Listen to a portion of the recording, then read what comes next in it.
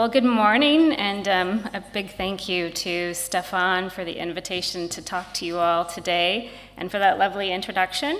This is my first Wells conference, but it certainly won't be my last. I've found the presentations over the last few days very, very interesting, and I was very curious as to how this notion of being a responsible leader would get defined. We've had some very rich discussions and kind of iteratively making more and more clear what it does mean to different folks in different contexts, different countries. In the United States, a lot of ink has been spilled around defining and critiquing similar notions, particularly as they relate to accountability systems and contrasting beliefs about who is responsible, what are they responsible for, and who are they responsible to, and so on. There's also a very interesting conversation in the US around this notion of responsive leadership. So here you see the conversation kind of turn from a leader being responsible primarily for student test scores to being responsive to student learning needs. As Khalifa and Gooden and Davis assert, responsive educational leaders create school contexts and curriculum that respond effectively to the educational, social, political, and cultural needs of students. But regardless of whether or not we have the intention of preparing responsible or responsive or even distributive leaders, it's important that we realize that we're going to be very unlikely in achieving either unless we work intentionally to develop this kind of leadership. And that's what I'm going to talk with you about today.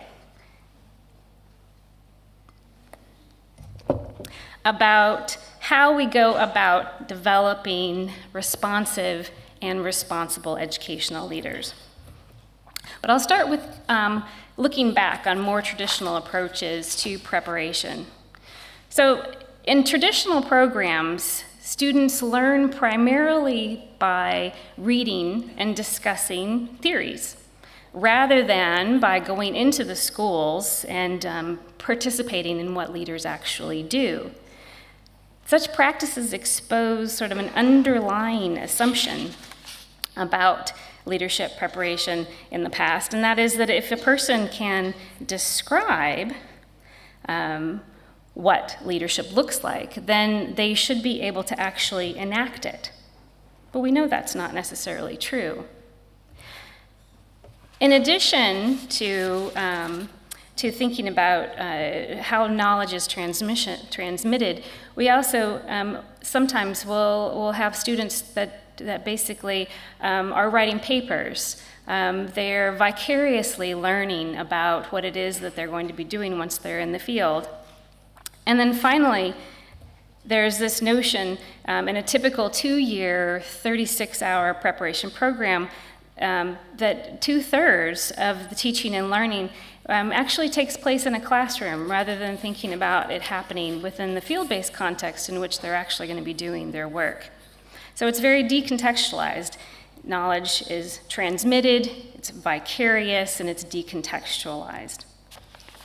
This kind of learning is incomplete, but it's not just incomplete, it's also incongruent with what we know about adult learning.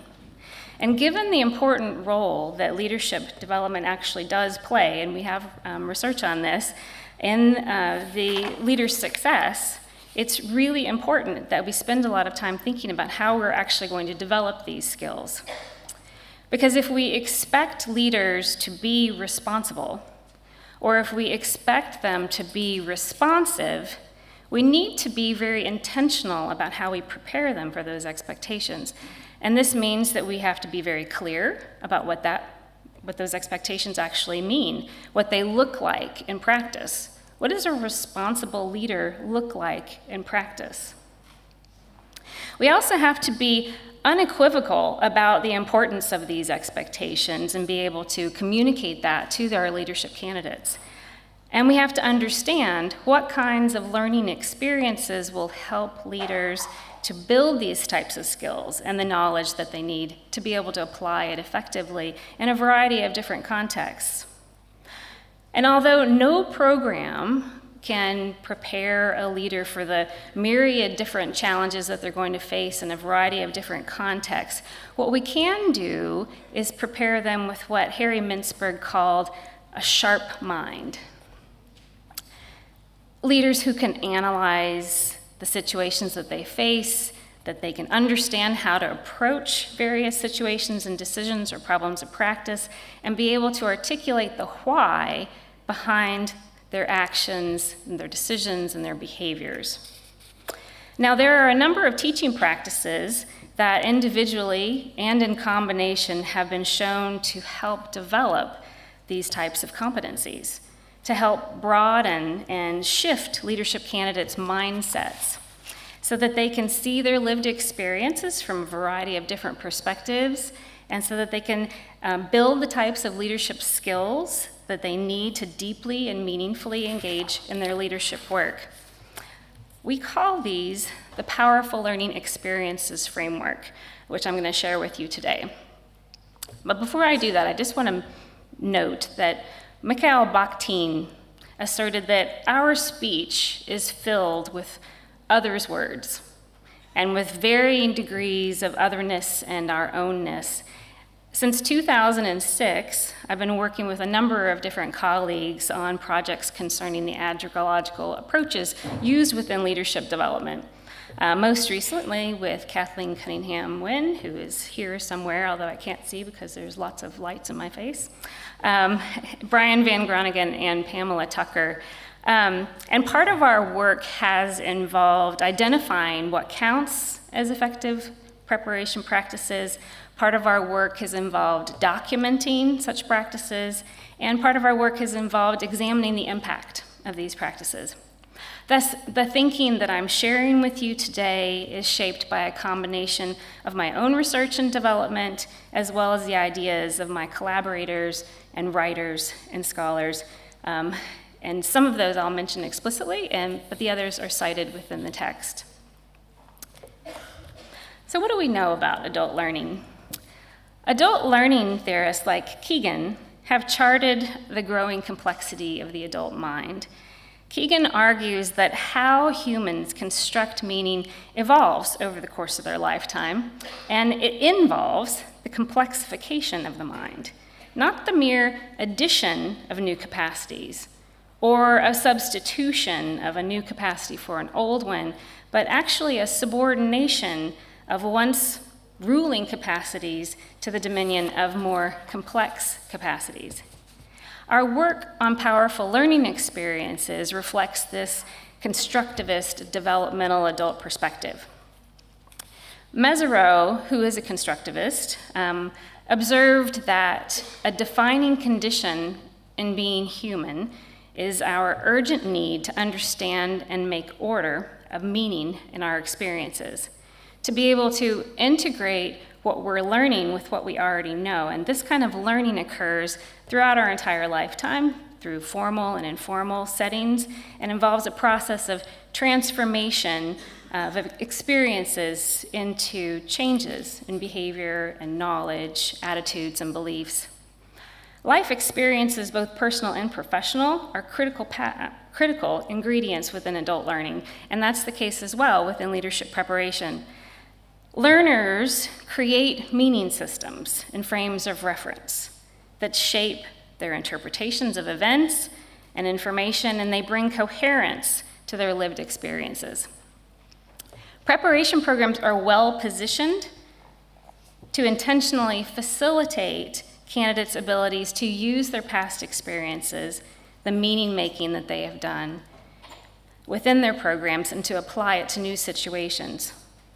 And prior research in this area suggests that deliberate incorporation of authentic and meaningful learning experiences into preparation can enhance and enrich a curriculum to be more impactful on the development of school leaders and their eventual practice in schools.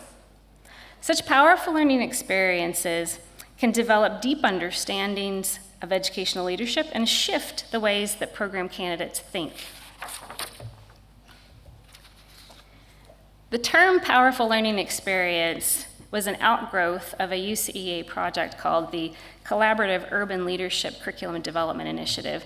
And over time, the framework has been refined and developed by multiple teams as we've made our way forward to think about and design learning experiences for education leaders that are truly transformative. The scholars who have been engaged in these different initiatives over time embraced this theory of action about learning and leadership preparation programs. And based on this theory of action, which, as you can see, emphasizes intentionality, connections, authenticity, exploration, and application, the scholars began to map out and shape and sharpen the features of a powerful learning experience. They include these 9 facets. I'm not sure where I got 5. So they're authentic, meaningful, relevant, problem-finding. They foster sense-making. They involve exploration and critique from an equity perspective. They center reflection. They require collaboration. They put both the professor and the student in a position of being a learner and a knower. And they shift their perspective from the classroom to the building and further on. And then finally, they provide opportunities to build confidence in one's leadership. We have found that leadership preparation experiences that reflect these 9 facets do facilitate deeper learning for educational leaders. They shift the ways that leadership candidates think about themselves, about education, and about the world, and they position them to collaboratively address the complexities of contemporary educational organizations, which John was just talking about. So let's take a closer look at each one of these. So the first characteristic is that learning experiences should be authentic and meaningful. We know that authentic and meaningful experiences are at the heart of all professional practice. Engineers, architects, doctors, lawyers, all of these professionals are required to apply their professional knowledge to daily problems of practice. And the same is true for educational leaders. Each day, they encounter multiple opportunities and challenges that require the application of expertise and decision-making. Centering their learning around problems of practice, therefore, makes a lot of sense. It provides a means to develop a thought process for novices in an authentic way and makes theoretical understandings and research more salient. Leadership preparation, like other preparation programs for other professions, have a multifaceted challenge. On the one hand, to both teach about certain types of practices, but then also how to do those practices. And in many different contexts as well. In our research, we have found that exemplary leadership preparation programs prioritize opportunities for candidates to engage with problems of practice and cycles of continuous improvement, and to do so in a variety of different field-based contexts. Authentic problems, which arise within these contexts, offer an opportunity to wrestle with and apply theory and research in the sense-making of improved decision-making. For example, leaders who were enrolled in the North Carolina State University Leadership Academy, which Bonnie Fusarelli presented on yesterday when she was here, are engaged in field-based improvement cycles that begin with the exploration of data around a problem of practice. They identify the root cause analysis of the problem, and then they continue through their program through a full cycle of improvement.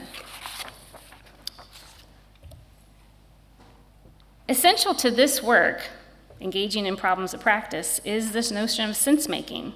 Sense-making refers to the iterative process of continuously interpreting and understanding and cognition, and it pairs that with decision-making and action when facing a problem or change. and then managing some of the steps to take afterwards in that PDSA cycle that John was talking about. Portine and his colleagues make the case that school leaders have to be master diagnosticians. They need to be able to diagnose, interpret, and dissect what are necessarily complex systems, and in some ways, this ability is a key measure of how successful they will be as practicing leaders.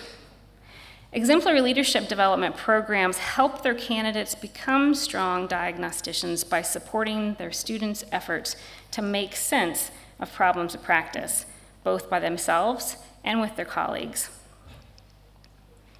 The third PLE is focused on interpreting experiences and information from an equity lens. So if our goal is to develop responsible and responsive leaders who are working to provide a high-quality education for all students, then it is imperative that their preparation foster this type of equity lens. Exploration, critique, and deconstruction can be fostered through a variety of different types of activities, including collegial inquiry and engaging in equity audits.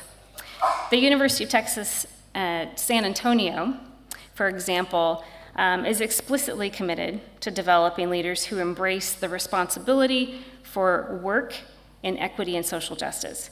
And their candidates learn to explore, critique, and deconstruct policies, systems, and individual practices, and then consider and design a more equitable alternative.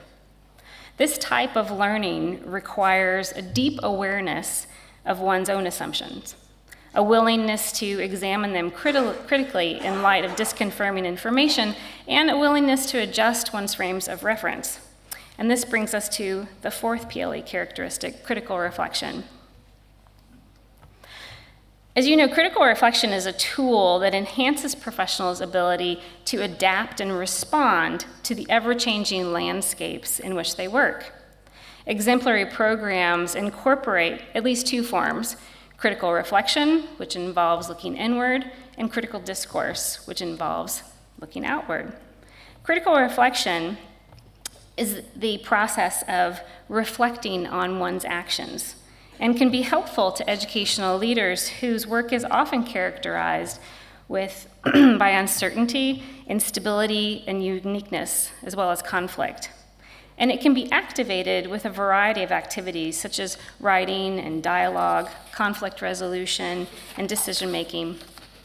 The second form, the reflexive discourse, is described by Mesereau as specialized use of dialogue devoted to critically assessing assumptions, searching for common understanding of interpretations or beliefs, and examining alternative perspectives.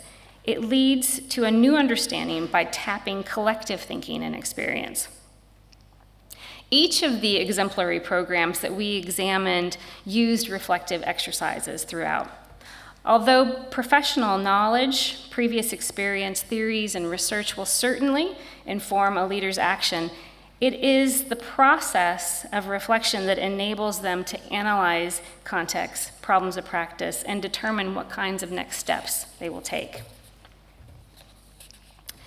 The fifth PLE is collaboration and independence, and this centers on how candidates contribute to and are being shaped by collaboration with their colleagues.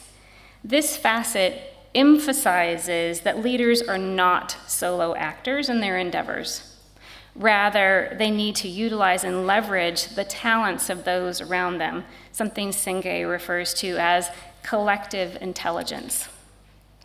The University of Washington's program regularly requires this type of collaboration, both within their cohort, for example, engaging in cycles of reflection with their colleagues, as well as in field-based settings where they're required to marshal together a team in their setting and engage in cycles of inquiry on pressing problems of practice that have an equity focus.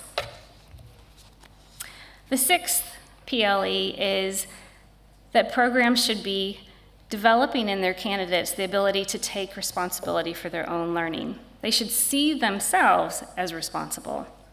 After years of being socialized in a banking model of education, many students enter their programs with this idea that faculty are both sources of information and knowledge and the primary drivers of their learning.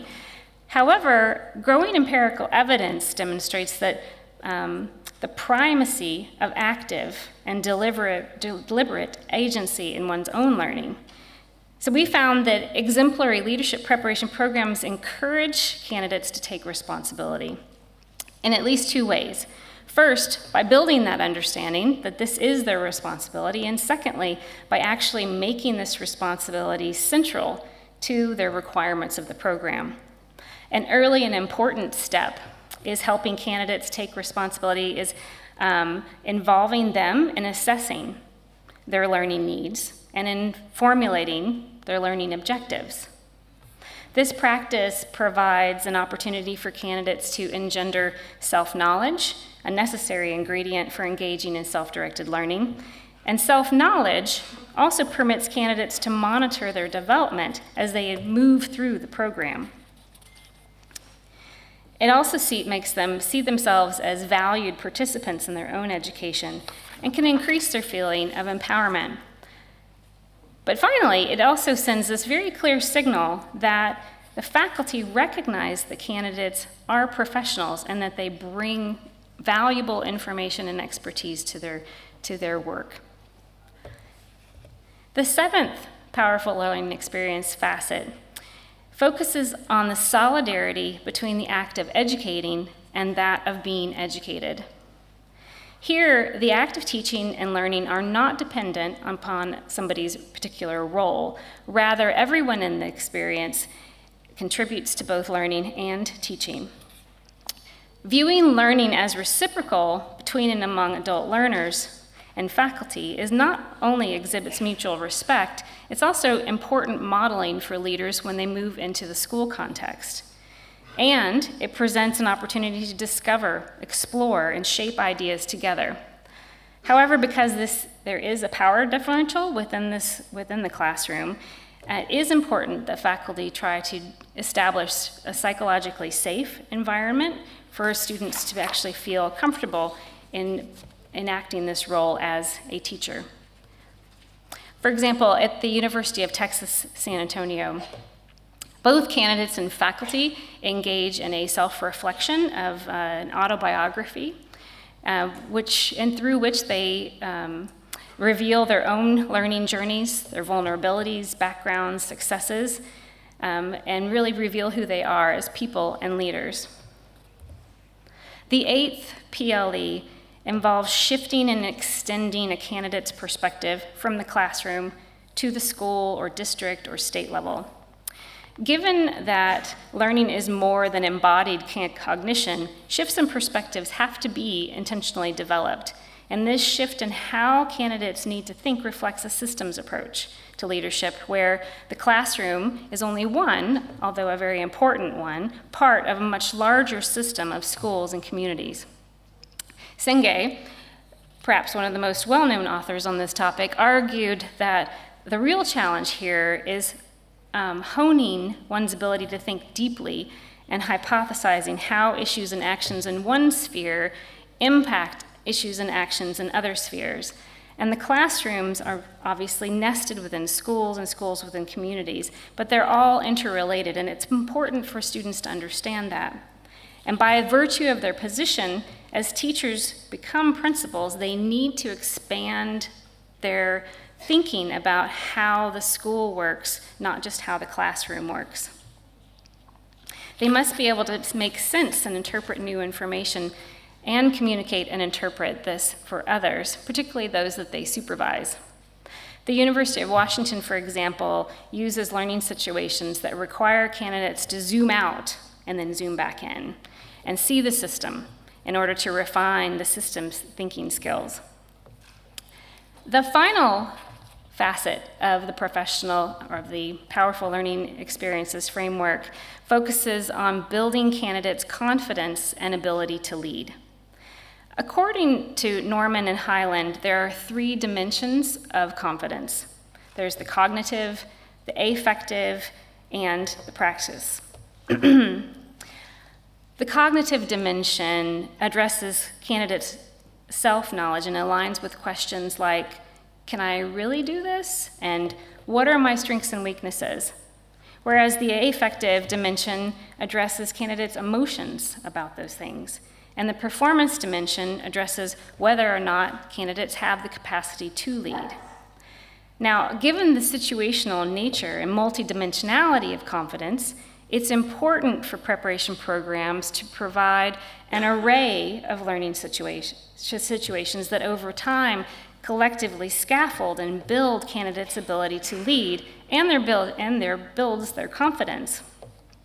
The North Carolina State University, for example, guides candidates through the process of conducting teacher evaluations and then offering productive feedback to them.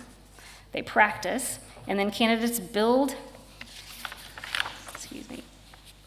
Through guided practice, candidates build their confidence and their ability to confidently adapt to new challenges and situations. These types of group-based learning situations that include a defined mechanism for giving and receiving feedback, they can help candidates process performance information and promote feelings of competency and self-worth, and help candidates overcome a lack of confidence.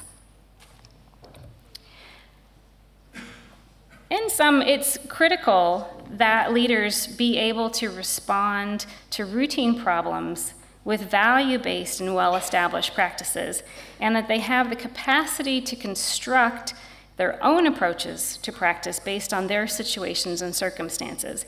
And this just doesn't happen for leaders magically. And unfortunately, preparation programs in the past often took a one-size-fits-all approach to leadership development.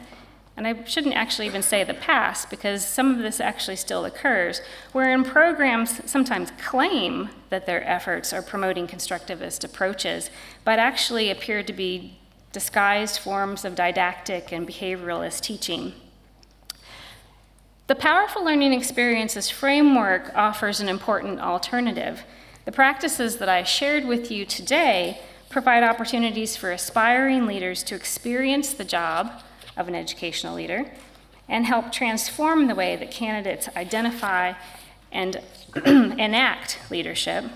They provide also an ontological toolkit from which they can draw when they're in their leadership contexts. Training educational leaders requires that we thoughtfully and intentionally plan and deliver the critical types of support and space for development and reflection that novice leaders need.